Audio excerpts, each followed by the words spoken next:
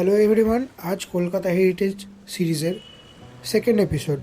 First এপিসোডে তোমাদের দেখিয়েছিলাম ইন্ডিয়ান কফি হাউস, যা একটা ওভার রেটেড দোকান। কী কী অসুবিধা হয়েছিল, কাঁচা মাংস পেয়েছিলাম সেসব নিয়ে।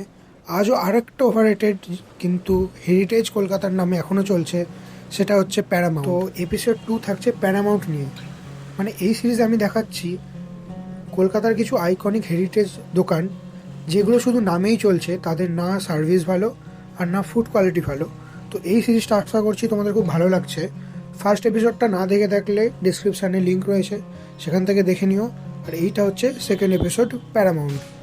তো প্যারামাউন্ট হচ্ছে কলেজ স্কোয়ারের একটা কাছেই দোকান, মেনলি শরবত বিক্রি করে তারা। আমার এই নিয়ে 3 থেকে 4 বার যাওয়া হয়েছে, একবারও ভালো লাগেনি সত্যি বলতে। এইটা আমার যাওয়ার লাস্ট বার, আমি আর এরপর যেতে চাই না ভাই, এত বাজে একটা দোকান। এখানে তোমরা প্রাইস চার্টটা দেখতে পারো, প্রচণ্ড এক্সপেন্সিভ। সেইখান থেকে আমরা নিয়ে নিয়েছিলাম ম্যাঙ্গো ম্যানিয়া, যেটার দাম কিন্তু ছিল 140 টাকা। আর সাথে নিয়েছিলাম কোকো মালাই, যেটারও দাম কিন্তু ছিল 140 টাকা। তো 140 টাকা দিয়ে এরম গ্লাস তোমরা দেখতে পাচ্ছ।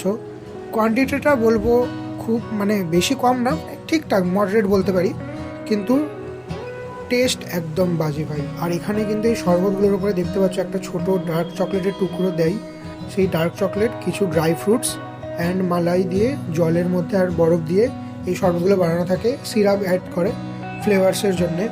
তো এখানে দেখতে পাবে তোমরা অনেক রকমের সার্টিফিকেট গোটা দোকানটাতে। খুব হেরিটেজ মার্কা একটা দোকান। সৌরভ গাঙ্গুলি এসে এখানে খেতেন, সেই চক্করেই যাওয়া, যে তখনই প্রথম জেনেছিলাম এরকম একটা দোকান। তো আমি বারবার প্রাইস চার্টটা দেখাচ্ছি কারণ এতটা এক্সপেন্সিভ, আমার মাথা খারাপ হয়ে গেছিলো দেখে। আর এখানে দেখতেই পাচ্ছ কোকোমালাইটা পুরো নষ্ট হয়েছে প্রায়। আমি একটু হাফ খেতে পেরেছি। ম্যাঙ্গোমানিয়াটা যদিও কষ্ট করে খেয়েছি, যেহেতু টাকা নষ্ট হবে সেই কারণে খেয়েছি, কিন্তু কোকোমালাইটা একদম খাওয়া যায়নি, হাফ গ্লাস প্রায় নষ্ট হয়ে গেছে।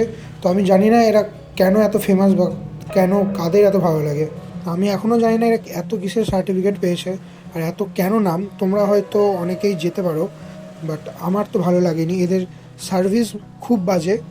স্টাফদের সাথে কী করে বিহেভ করতে হয় সে ওনার তিনি জানেন না। মানে কাস্টমারের সামনে যেভাবে তাদেরকে বকাবকি উল্টাপাল্টা কথা বলছিলেন, সেটা মানে কিছু বলার নেই। আর এখানে কিন্তু আরেকটা জিনিস, যে কোনো রকম অনলাইন পেমেন্ট হবে না। মানে এখানে খেতে হলে তোমাদেরকে শুধুমাত্র ক্যাশ নিয়ে যেতে হবে, অনলাইনে তারা পেমেন্ট নেয় না। এটাও খুব একটা স্ট্রেঞ্জ লাগলো আমার। মানে কলকাতা আইকনিক হেরিটেজ জায়গাগুলো মানে এখনও তারা 1800 খ্রিস্টাব্দেই বাঁচে ভাই। মানে লিটারেলি এই অনলাইনের যুগে তারা নাকি অনলাইন অ্যাকসেপ্ট করে না, অনলি ক্যাশ। ভগবান জানে কেন। আর প্রথম কথা, এগুলো তো ইমপ্রুভ করা উচিতই।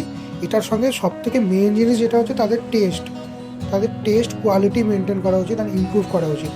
এরকম একটা সিরাপ জাস্ট মানে সিরিয়াসলি একদম ওয়েস্ট অফ মানি, আমি বলবো একদম ওয়েস্ট অফ মানি ভাই। জেনুইনলি বলছি, প্যারামাউন্ট দোকানটা বন্ধ করে দেওয়া উচিত, লিটারেলি বলছি।